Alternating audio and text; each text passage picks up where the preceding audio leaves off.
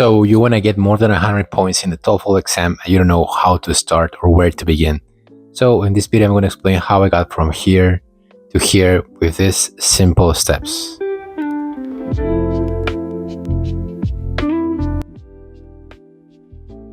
So about the reading. Reading is a section where I got the highest score.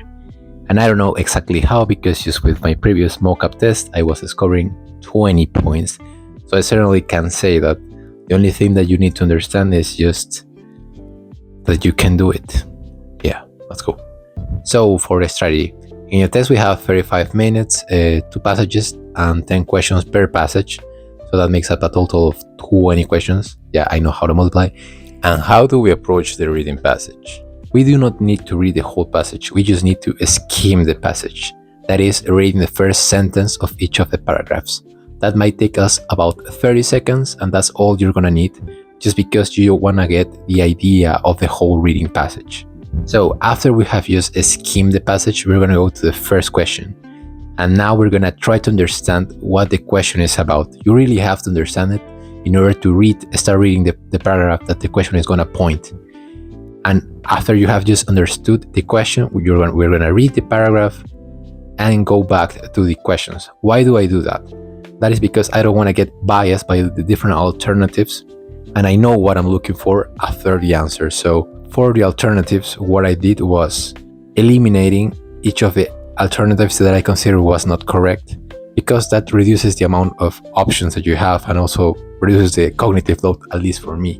Try it out, see if it helps, and if it helps, stick with it. And it's not going to take you like a lot of time during the test, because you can write down those alternatives in the paper that they gave you. One more thing, as you may see, each of the questions is going to be related to one paragraph, and that's going to go in a chronological order. And that's why we don't need to read the whole passage first. So by the time that you're up to the 8th question, you have already read 4 paragraphs or perhaps the whole text. So there is no need for you to read the whole passage. So about time management as well. We have to understand that we only have 35 minutes, and that will require you like 16 minutes and 30 seconds per passage. So as I said, we're gonna give 30 seconds for skimming, and then you're gonna have 16 minutes to answering the 10 questions. About the preparation, I think my personal advice is do not try to learn the different type of questions that the reading section has, just because it's like you're not gonna be during the test, oh, I have just found this type of question, so I have to apply this method. Well, you can do that, but after practicing, you're just gonna be focusing on the question that they're giving you, and you're just gonna read and answer based on what you have just understood about the passage. My practice was just reading passages from free materials and understanding the idea of each of the paragraphs. And sometimes when I was nervous, I couldn't understand what the sentence was. The thing is, when you read it slowly and you read it out loud sometimes, you can actually understand what is wrote there, and you're not understanding during the reading practice.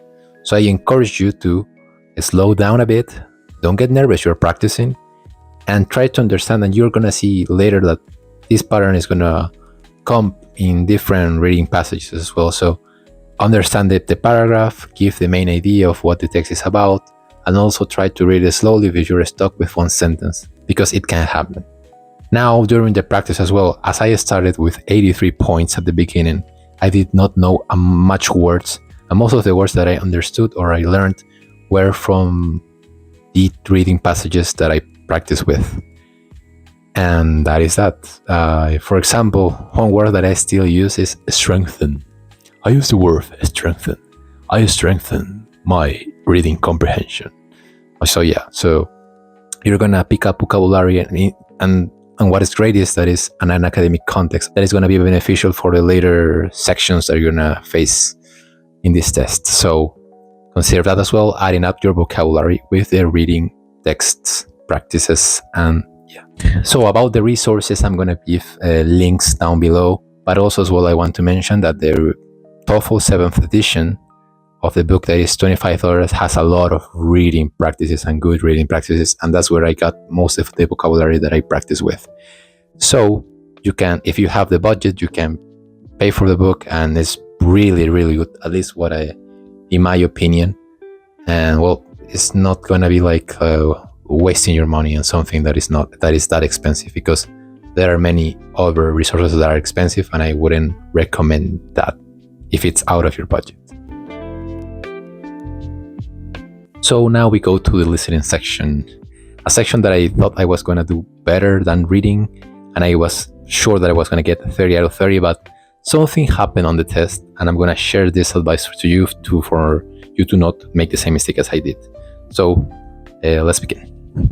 So we have 3 lectures, 2 conversations, 36 minutes, and 28 questions. That's a lot. So for the strategy, we're gonna be active listeners for the test. That is, you can take notes, but not as much. The thing is, if you're writing the notes, it's just for you to remember it after you have, when you start answering the questions. Taking notes shouldn't like distract you from the main idea of the listening passage. So the thing is, taking notes has to help you to remember things, not the opposite. If you're not that fast enough, try to just pick up the main ideas. Try to practice like not taking that much words, or perhaps using like abbreviations for the words as well. But you don't have to write all. And why is that? The thing is, when you're answering the questions, you're gonna see the alternatives are pretty obvious. The only thing that I might suggest is at the beginning of the listening sections, specifically for the cases of the students going to see the professor, they're going to an office, like asking for the test or a job. Usually the questions are, what was the intention of the student when he arrived? And finally, the last part is, what's the student gonna do after the information that he has just received? So at the beginning, I wasn't like paying attention. My focus was like picking up later during the listening section. So just be 100% focused from the beginning and pick up that idea, because you're gonna use it later for the questions that you're gonna answer. Also as well, you can consider, this is a hot take, you can consider not taking notes, and you can mainly focus on the audio, because as I said, sometimes when I was answering, I didn't look to my reading notes because the alternatives are obvious, and you can also do this aid for you to eliminate the alternatives. Well, I didn't use that much in this section because, as I said, the alternatives are like really, really different from each other, so it's easy for you to determine what's the correct answer. So now, the reason why I didn't get 30 out of 30 is that on the test day, they give you first 17 questions and later they give you 11 questions. So after I finished the first 17 questions, I was feeling tired, because for me, like taking notes and also trying to answer is just exhausting. I thought I'm gonna give myself a break in order to breathe, to relax. But the thing is, the audio started playing and I wasn't like focused. So I lost like 5 to 6 seconds during the test.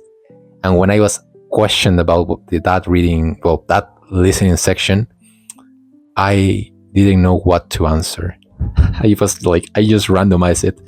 And well, that's why I got 28 out of 30. And just the advice is stay focused.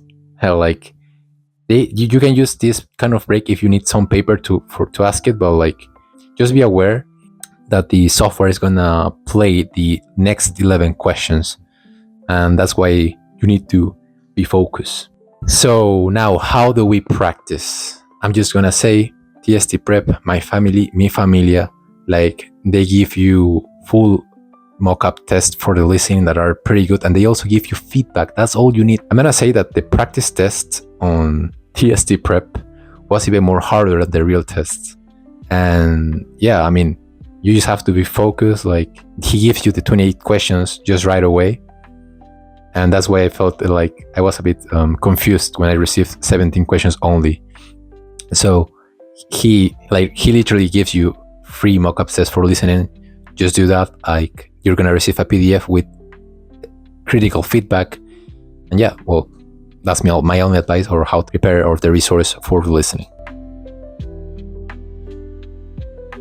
To speaking, as you may have realized, I do not possess the best speaking skill of the world. I got 26 out of 30, and that's like I didn't know how I got that score, because I wouldn't think that I answered correctly, or that I answered like using proficient words.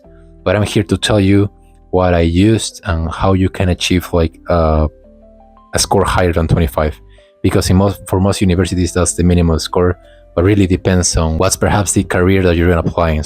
So the main strategy for speaking is use templates. You may have already seen videos which people say use templates, and I didn't believe them.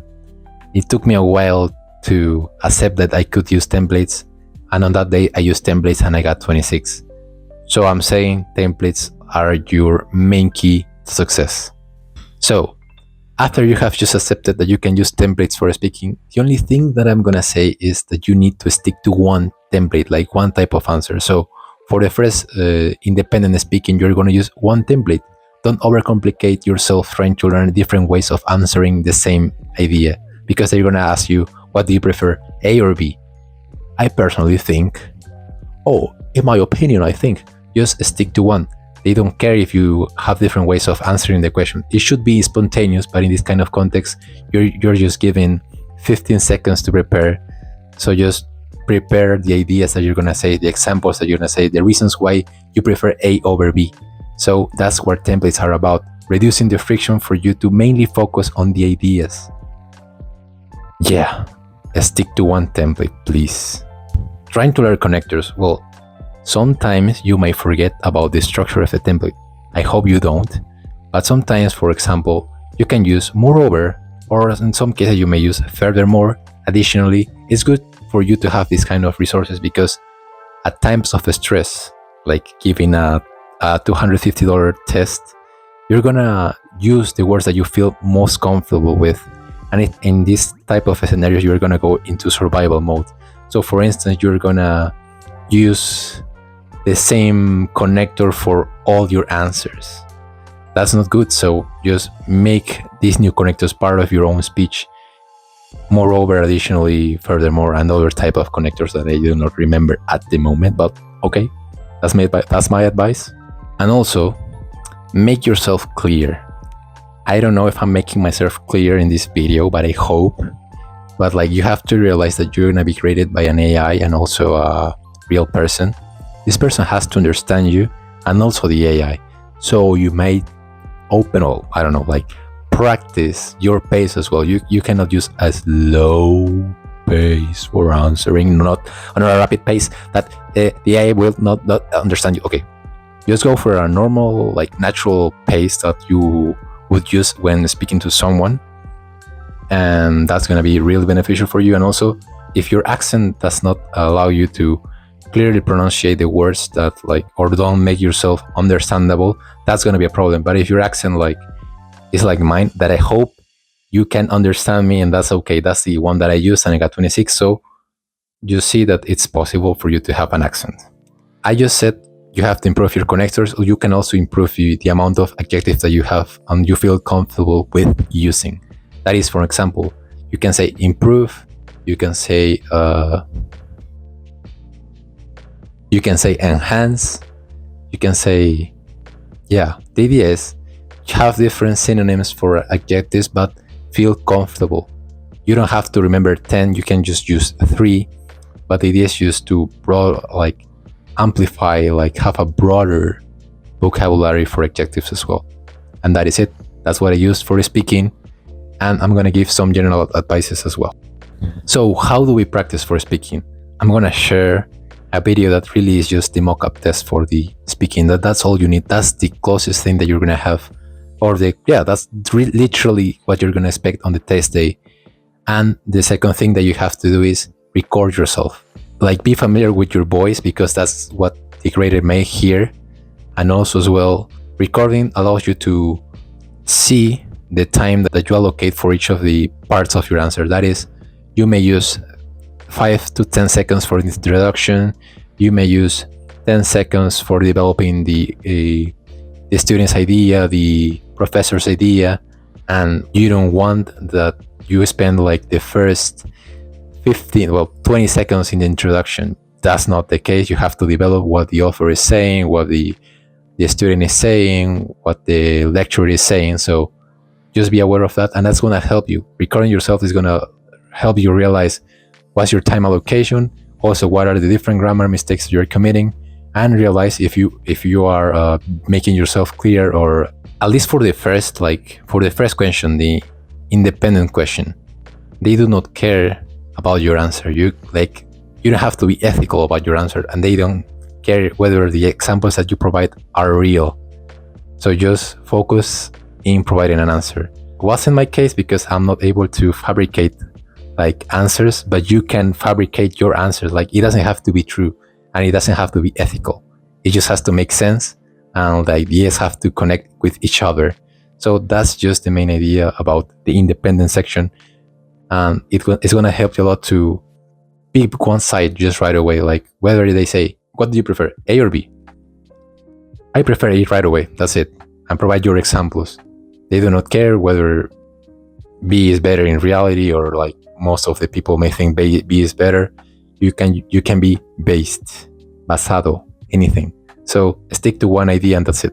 For the other cases, the other sections, you're gonna mainly depend on what they're giving to you. That's it. The listening audios, the reading passages, and that's how you're gonna approach it. And so one more thing that matters for speaking is how you make your notes. And I'm gonna, you just have to have a clear guide, and I'm gonna share right now for each of the sections.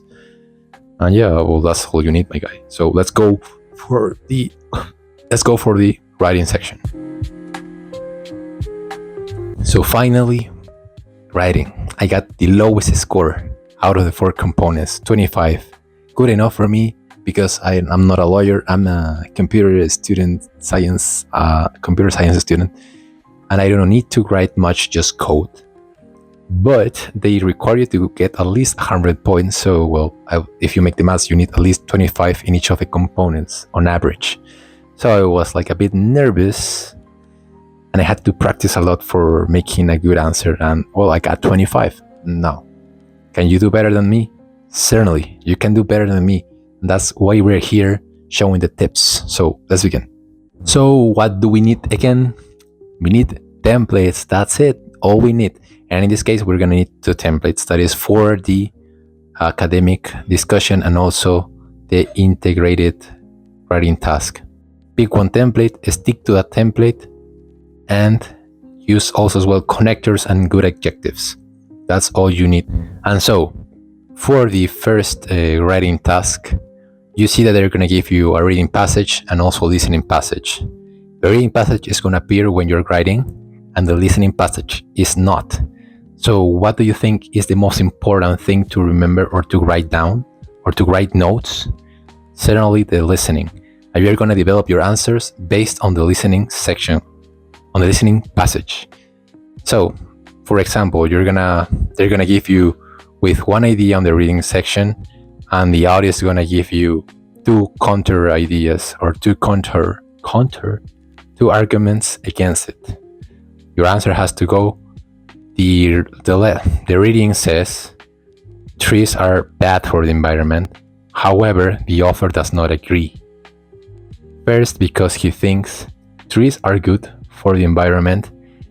Secondly, trees provide life or give oxygen to us. I'm simplifying it. Certainly, you have to develop more ideas for these 2 arguments against the reading. So just be aware of that, but you don't have to make a thesis. They are also aware that you're under pressure, and you don't have to write a doctor or anything. So just stick to the template, develop the ideas, and give more emphasis to the listening section. During the test, you want to give yourself some time to review what you have just answered. In my case, most of the time, my mind went quicker than my hands, so sometimes I didn't know how to write astronaut. I swear, it took me ages to understand how to write astronaut. I don't know why. Engineering as well, I know how to say engineering, but I don't know how to write it. And that's because I wasn't practicing during my life, at my university life. So try to review what you have just answered when you're under under pressure you ignore many things about your grading. So I would just suggest to give you 2 minutes to review it. Just hear yourself, and if it makes sense, it's okay.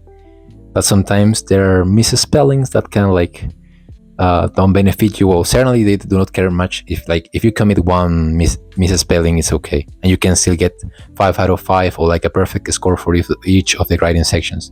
The thing is, you cannot make a lot of mistakes that would hinder you for your grade. So try to review and don't use sophisticated words that you're not familiar with. And yeah, just make yourself clear and develop ideas. Let's go. And for the academic discussion, templates, one type of answer, and also as well, you can support the student's idea, you can be against it. It's your personal preference, but you can use you can develop on the ideas of the students that you have just shared, because okay, what this academic discussion is about, the professor gives an input, a prompt, the students answer about that prompt, today's class we have discussed about forests. Student A thinks forests are good, student B thinks forests are bad. Your answer is going to be kind of today we have reviewed about trees. I'm not in favor of what student B said. I'm in favor of the answer of student A, and you have to develop. Now, how do we practice the writing section?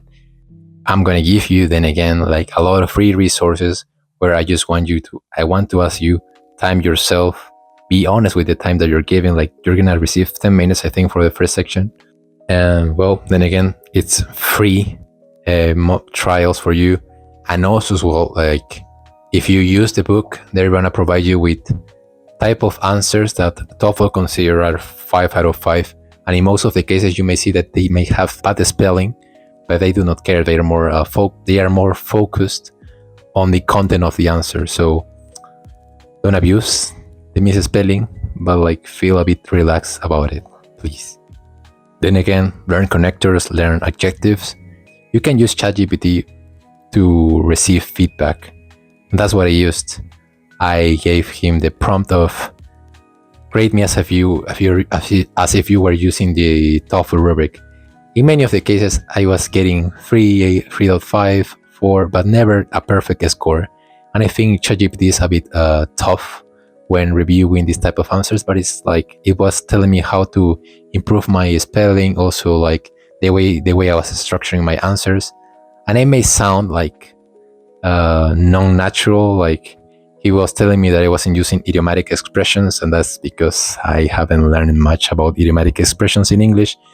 But it's gonna help you be more focused. And then again, if you feel that you are good at writing, practice, make it your priority. Because looking back, I was reading in English, I was listening a lot of English, I wasn't speaking as much, and I wasn't writing definitely.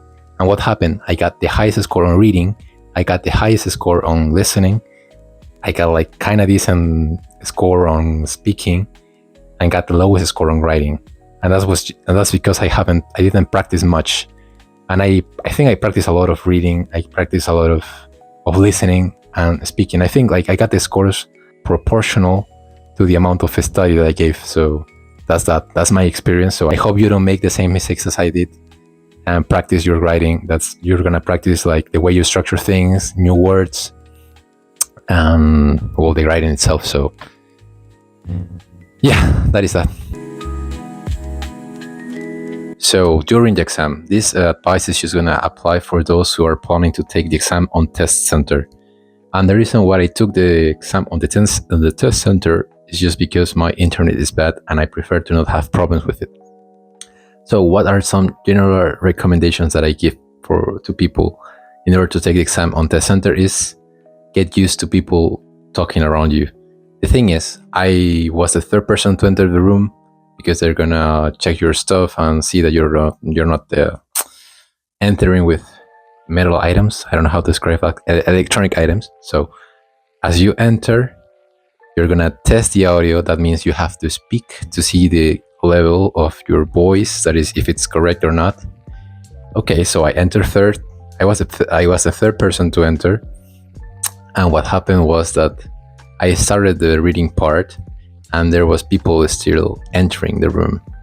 So as you might expect, is that you're gonna hear people testing out their mics as you are reading the passage. So they in the test center they give you these noise canceling headphones, but it's, well, for me it didn't work much, so just get used to it. What I did was just going to a public library. Well, at least in my university people talk a bit, so I was kind of getting used to that kind of environment. The second thing that is going to happen, I want you to prepare for it, because this will like distract me a lot, was because when I was doing the speaking, you're gonna hear people talking as well, so that might kind of distract you a bit. Like, you have to be focused, because there's gonna be people that is gonna speak loud, because they think that their mic doesn't work well, because when you are testing the mic, it feels like you have to speak very loud, but it's not that in reality. So just be prepared that there's gonna be people, and like try to focus yourself, like, or try to speak a bit louder. Like, the thing is, someone is gonna speak louder than the other. So, well, then again, just keep that in mind.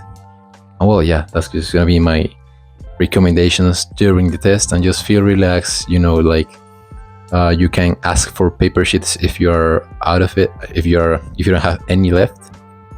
And also as well, between the sections, you're gonna have like at least 1 minute in order to ask for another piece of paper. But just be aware that the person is gonna take up like 30 seconds, or perhaps a minute, or less than a minute, in order to change the papers that you have, because they give you 2 pencils, a paper sheet, and that's about it. You're not gonna, I don't know, like, if your pencil is broken or something, I don't know, like, you're just gonna get 2 pencils and 1 notebook, and you can switch the notebook if you're over with it. So keep that in mind, and just, general recommendations for the day. Hello, I may look different, and that's because it took me a while to edit this video.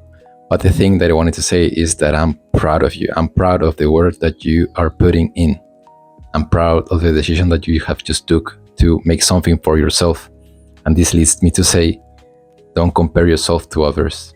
You may see a lot of Reddit comments where people take 2 weeks, 2 days, 3 days to prepare, but you have to remember that we are different. People are different from each other. We have different backgrounds, and certainly for some people it might be easier, but you have to remember that you are on your own. You're gonna take this exam for yourself, not for the sake of the others. So do it for yourself. Don't compare yourself. Like, look, it took me 2 months, and I used a lot of papers. Could I have done it in a more efficient way? Certainly. That's why I'm making this video, to share my thoughts on it, or my techniques, if you can say that. It can be done in a more efficient way. And well, then again, for me, TOEFL, now that I see it, is that you have to remember a certain schema of answers, and that's about it. Well, and practice a lot. So it might take you much time than the others, but it's okay.